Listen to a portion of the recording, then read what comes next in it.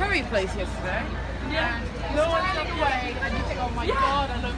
There's obviously a lot of art and it's beautiful, but it's kind of in a way hidden as well, so you don't really know.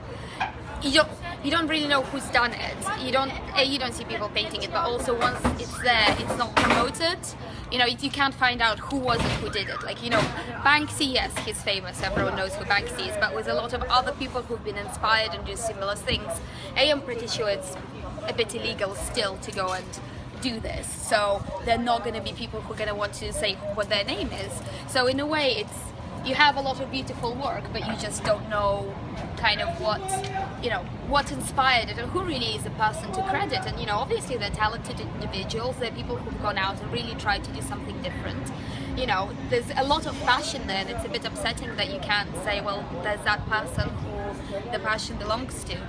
It will inspire new people, but also, you know, this is creating something beautiful. You know, graffiti is like, I mean, it's associated with like vandalism or whatever, and of course there is a bit of it, but it also has its own culture, it has its own history, it has its own meaning, and by shutting it out, you're actually probably excavating any problems in a society that made, you know, the graffiti vandalism part of it develop. But this is art, you know, this is people are trying to say something, and you know, that's their way to be heard. And you know, if a new generation of people look at this and think, you know, actually I'd rather do this than belong to a gang. Alright, my name is John, this is my wife Anita. We came here to see this piece of street art here.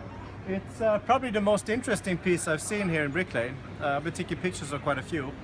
It's bigger than most, it's more professionally done, and depicts a man falling. He's either falling or he's stuck with his foot against the pipe that is in the wall up there. I'm not sure which it is, but it's a cool piece of art. I think we shouldn't be thinking about them when we look at it. We should just think about what they've done. Anonymous, that's better that way. I'd like to see the artist actually painting the art. Yeah, and doing it so you can see where they got the inspiration from. I think the artist is important, because without the artist there is no art. I agree. Having designated areas, you know, right? I don't know if they do it in UK, but in other countries there are areas where, you know, it's old buildings and they actually pay street artists to go and graffiti them to make them beautiful. I think it was in Brazil around the football time, they actually paid street artists to graffiti buildings to make them prettier because, you know, they didn't want to renovate them. And why not do that?